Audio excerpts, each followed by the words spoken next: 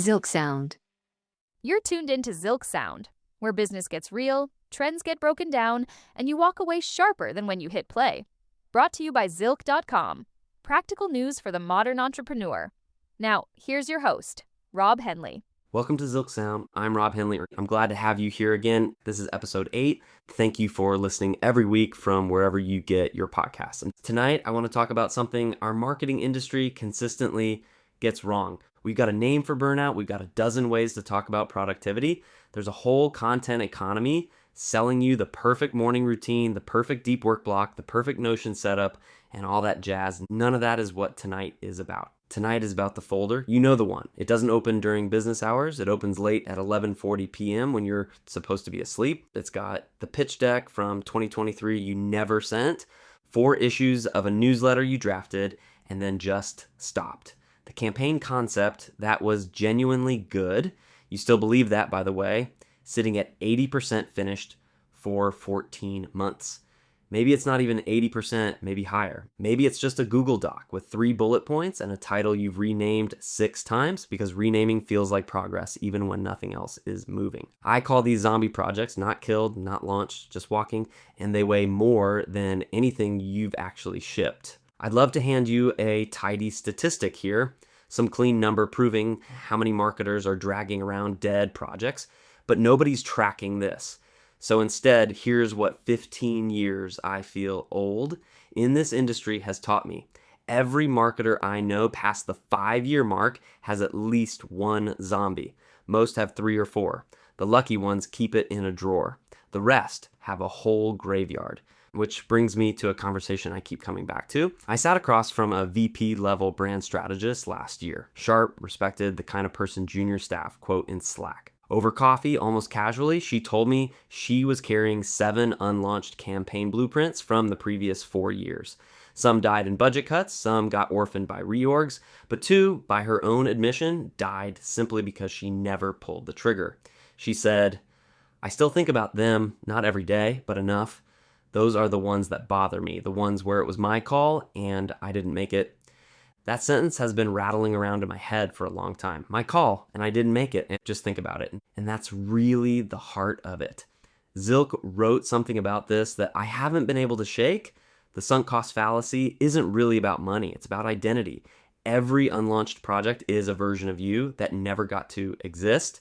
That's the real reason the folder never gets deleted. So let's name what's actually happening, because nobody says this part out loud. Zombie projects aren't passive. They don't just sit there gathering dust.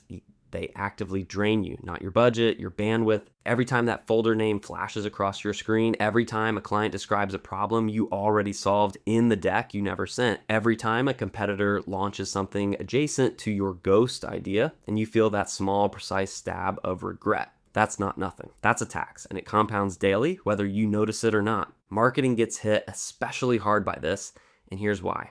It's one of the only disciplines where the gap between I have an idea and I could ship this by Friday is almost non-existent. No factory floor, no regulatory approval, no 18-month supply chain, just a document, a little conviction, and the nerve to release something imperfect into the world, and still the folder stays shut. It's not a knowledge problem either. We all know the mantra: ship early, iterate in public, done beats perfect. I said in episode 1 I was retired from that phrase, and I meant it, because reciting the theory and living inside the discomfort of shipping something half-formed are 2 completely different muscles, and this isn't about not knowing the answer, it's about the sheer weight of the thing you're carrying. Let me get concrete for a second. I once spent 6 months telling people a project was in development. Gorgeous phrase, beautiful, honestly. Sounds like momentum, sounds like there's a team behind it. What it actually was, a Notion page I cracked open every 3 weeks, stared at for 12 minutes, nudged 1 paragraph 2 lines down, and closed again. I told myself I was refining it. What I was really doing was avoiding the exact moment it would become real enough for someone to judge. And here's the part nobody talks about. The cost wasn't the 12 minutes every 3 weeks. The cost was everything else I didn't build, because that zombie was still occupying square footage in my head. Every new idea got measured against it. I should finish the other thing first, which of course I never did, so the new ideas died before they even got a chance. The zombie project didn't just fail to launch, it became the bouncer at the door, turning away everything that tried to come in after it. That's the paradox nobody warns you about. Unlaunched work doesn't fail quietly in a corner. It creates a bottleneck. It becomes the excuse you reach for every time something new shows up. It becomes gravity, and gravity by definition keeps you exactly where you already are. Down, way down. Which loops back to something I said in episode 5 about deadlines and trust. How the real damage isn't the missed deadline, it's the silence before it.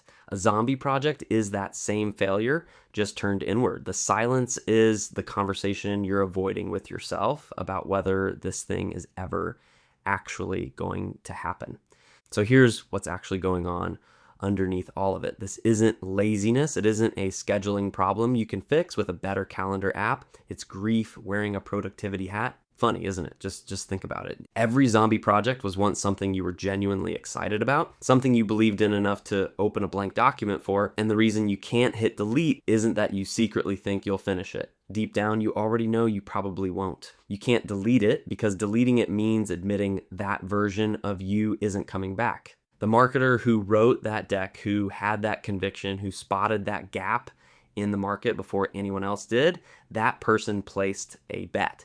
And the bet didn't fail, it just never got placed, which leads to something uncomfortable. The longer you carry a zombie project, the more it quietly rewrites your relationship with your own ambition. You start to see yourself as someone who has ideas, but doesn't finish things. That story becomes part of your identity, whether you consciously agreed to it or not.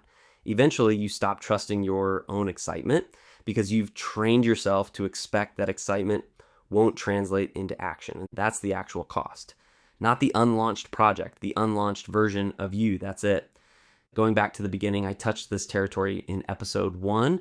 The founder's desk at 11 p.m., 40 small uncertainties stacked on top of each other. This is a different angle on the same wound. That episode was about decision fatigue in the moment. This is about what happens when every deferred decision quietly compounds into a non-decision, a ghost you never formally buried. Now, I could wrap this up neatly with a step-by-step process and a tidy call to action. If you've been following, that's not me. I'm not going to do that tonight.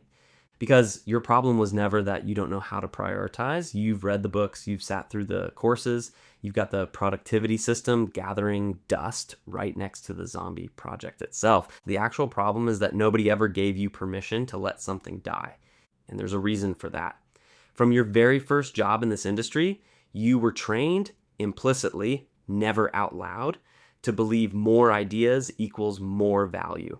A full pipeline reads as a healthy pipeline. The marketer juggling 12 initiatives looks more impressive in a status meeting than the one focused on 3. We reward visibility over completion. We built a culture where I'm working on a lot right now sounds like ambition when it's often avoidance, which is exactly why we like to put into words what stuck with us. The most dangerous thing you can carry in a creative career isn't failure, it's open loops. Every idea you haven't formally closed, either by shipping it or by deliberately killing it, stays open. And open loops don't sit still. They pull at you, they whisper at 2 a.m., they accumulate into a kind of psychological debt that quietly compounds for years until one day you notice you're exhausted and can't say exactly why. So here's where I want to leave you tonight, not a checklist, a question, and then permission if you'd like to take it. First, let's begin with the question. What's the oldest project you're still carrying that you already know? If you're being brutally honest with yourself right now, you are never going to launch. Not the one you might still get to, not the one you're still a little excited about, the one that's already dead. You just haven't held the funeral yet. Here's the permission, delete it. Not archive it in a folder helpfully labeled someday. Delete the doc, close the tabs, say it out loud in whatever way feels honest to you. You can say out loud, I'm not doing this one. Not because the idea was bad, because you've decided to make room for the ideas you're actually going to execute, which is really the whole reframe. Killing a project isn't a confession that the idea was worthless. It's an acknowledgement that your attention is limited. And in a marketing career, attention is the one resource you can't earn back. You can rebuild a client relationship. You can recover from a failed launch. You can even repair a damaged reputation over time. But the 6 months you spent quietly carrying a project you were never going to ship, those don't come back. And the real cost isn't the lost time. It's the creative confidence that erodes a little more every month that folder stays closed. Back in episode 4, I asked whether we'd ever stop to question if we should be growing this fast. Same energy tonight. Almost nobody asks whether they should be carrying this many unfinished things. For most of us, the honest answer is no. The only real question left is what you're going to do about it before next week's episode. Next week, I'll be back at this desk with something new. Between now and then, I've got one ask. Go open the folder, pick one project, decide right now what it actually is. Alive, dead, or something you genuinely still want to fight for. Just decide. The worst thing you can do to a good idea is let it quietly become a ghost. That's everything for now, folks, and thanks for being here. Tell us on social media which project you finally killed. Those stories are almost always more interesting than the ones people kept alive out of guilt. I genuinely like to hear them. Thank you for joining us tonight. I'm Rob Henley, and this is ZilckSound. ZilckSound. ZilckSound.